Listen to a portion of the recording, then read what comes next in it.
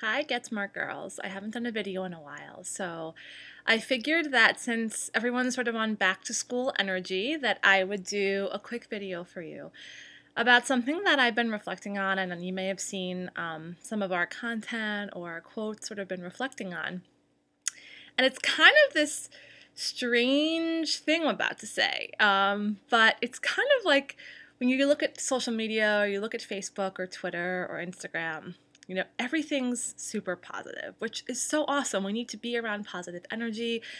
We love to see that quote or hear that song in that moment when we're feeling down. We absolutely love that. And it's so important to surround yourself with positive people and positive energy.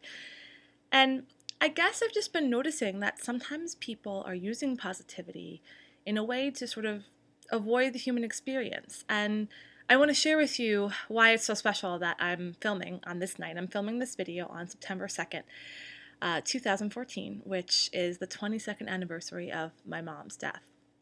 So my mom was this awesome human being, and one of the things she was really passionate about was trying to protect her children from disappointment all the time. I'll never forget, when I was a kid, strawberry shortcake was really big. Before it made the comeback, it was like I was around for the first iteration of strawberry shortcake, and everybody wanted the dolls. They were all sold out, and my mom was traipsing one Christmas in like every kind of snowstorm and horrible weather to try to find these dolls for me, and she just absolutely like would not stop. She couldn't find the dolls that I wanted, and so in a last-ditch effort to try to make me happy, she actually bought me this strawberry shortcake Play-Doh set. Now I know when you're a kid and everybody at school has a toy that you don't have. Thanks for the Play-Doh kit, Mom, but I was still disappointed. No, I'm just kidding. But just to think back on that and how much my mom loved me and really wanted to protect me from disappointment was very powerful. The only thing is, it's just not real life. And the interesting thing is that, in my mom passing away and she lost a 4-year battle to cancer, she left me with this gift of learning to live with disappointment every single day. Because I live with disappointment every single day. Every single day, I wonder what my life would have been like if my mom was here for my high school graduation, or to see the professional accomplishments that I've made, or to meet the friends I have now, or to meet some of the boyfriends that I don't have now but I had before. I just wonder, what life would be like and what she would say about the things that I've done or not done. And I live with that disappointment every day, and I don't ever let go of it. You know why? Because to let go of it is to let go of the full human experience. And I've been given this gift, this amazing gift.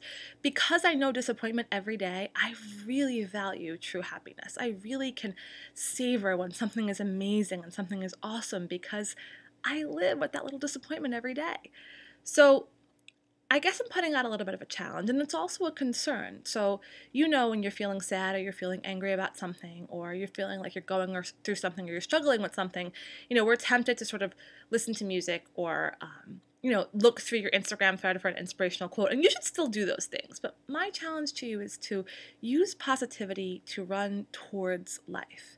Use positivity as a tool, while you're letting yourself experience other human feelings, which are sadness and anger and normal human emotions. And if you think about it, you arrived on the earth crying your eyes out. That's what happened. When you were born, you cried. And you were allowed to cry whenever you wanted. If you were sitting in poop, you cried. If you were hungry, you cried. And nobody judged you. Nobody was like, whoa, that baby is crying. It's so not cool.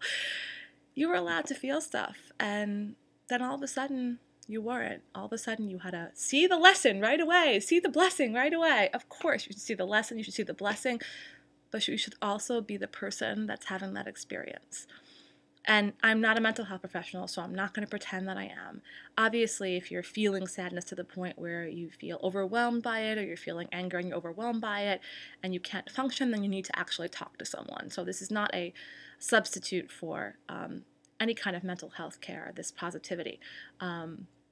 So in closing, what I really want to start to impart to the young women that we inspire with Get Smart is to be full, actual human beings, because our mission is to really inspire authentic, compassionate leadership. And we cannot inspire authentic, compassionate leadership without creating young women that are authentically related to the human experience. And I don't wish for anyone the disappointment that I have to live with every day. I don't wish for anyone to experience the loss that I experience every single day. I wish the happiness that I could never even imagine for every single person that I work with through Get Smart, that I work with in my life. But let yourself be human. Let yourself cry a tear. Let yourself be a little angry if someone wrongs you, but just don't let the feeling have you. Have it and then move on. Have it and say, okay, I'm a person. I'm allowed to feel that, but then move on. And most of all, when you're having your feelings, don't forget to get smart. And what that means is to say yes to being real all of the time. Because remember, it is not positive to be real and human. No, I messed it up. See, I'm perfectly imperfect. I messed up the quote already. Okay. It is not real and human to be positive all of the time. It is positively human to be real all the time. Get smart, young ladies. Have a good school year if you just started one. Have a good day after Labor Day or a week after Labor Day work if you are back to work. And be awesome. Bye.